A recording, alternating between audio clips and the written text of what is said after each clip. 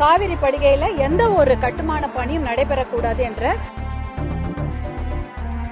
அப்ப அமைச்சர் பதில் சொல்லியிருக்காரு, கடைமடை மாநிலங்களுடைய அனுமதி தேவையே இல்லை. இந்த கேள்வி நம்ம எழுப்பலன்னா அந்த பதில் அவர் கொடுக்க போறதில்ல. தமிழ்நாட்டுக்கு உரிமையான தண்ணீருடைய அளவு 404 TMC. மேகதாட்டு டேமை பத்தி பேச வேண்டிய அவசியமே இல்லை.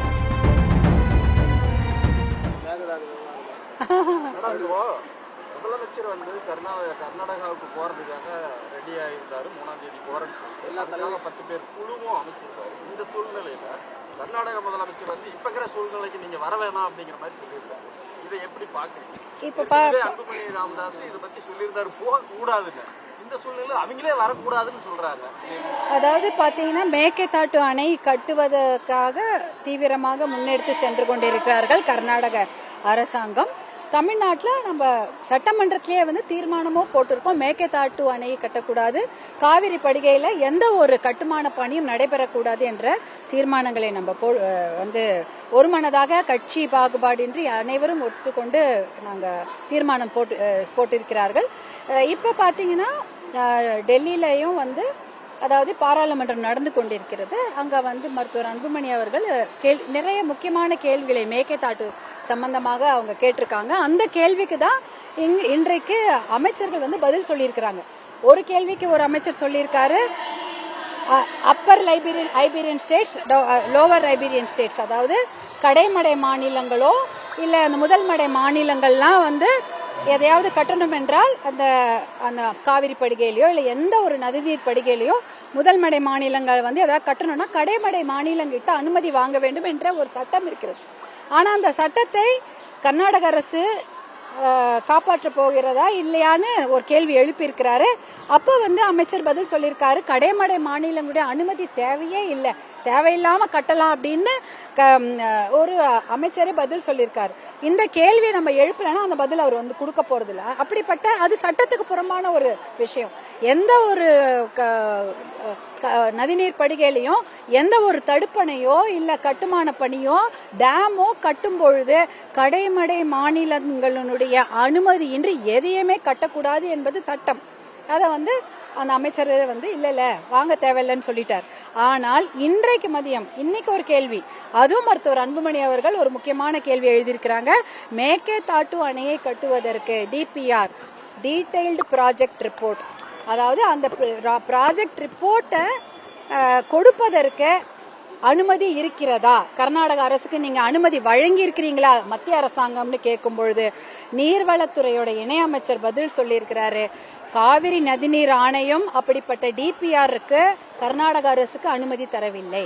அதே போல நீர்வளத்துறை சென்ட்ரல் கவர்மெண்ட் அரசும் மத்திய அரசும் இப்படிப்பட்ட ஒரு DPR கொடுப்பதற்கு, அதாவது அந்த தகவல் அறிவிப்பை கொடுப்பதற்கு எந்த ஒரு DPRனா detailed project report for Mekedatu dam அனுமதி தரவில்லைன்னு பதில் சொல்லியிருக்காங்க. அப்படின்னா மேகதாட்டு டேமுக்கு அந்த மாதிரி ஒரு பூர்வாங்க அனுமதி கூட கிடையாது. அப்படின்னா மேகதாட்டு டேமை பத்தி பேச வேண்டிய அவசியமே இல்லை.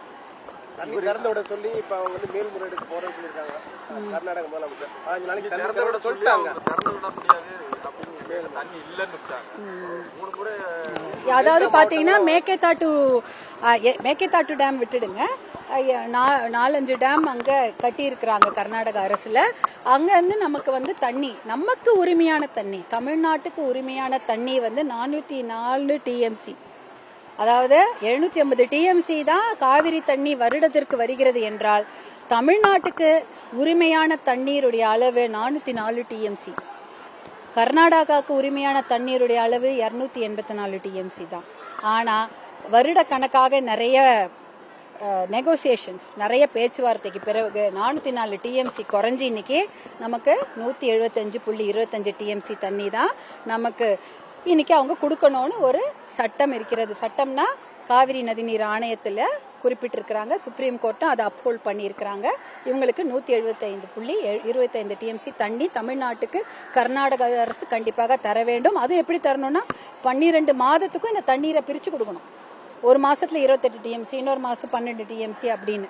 ஆனா இது வரைக்கும் அத மாதிரி சொல்லி எத்தனையோ வருடங்களாகி விட்டது. இது வரைக்கும் அந்த மாதிரி ஒரு 12 மாதத்துக்கான தண்ணீரை கர்நாடக அரசு இது வரைக்கும் மாசம் மாசம் திறந்து விட்டதாக சரித்திரமே கிடையாது.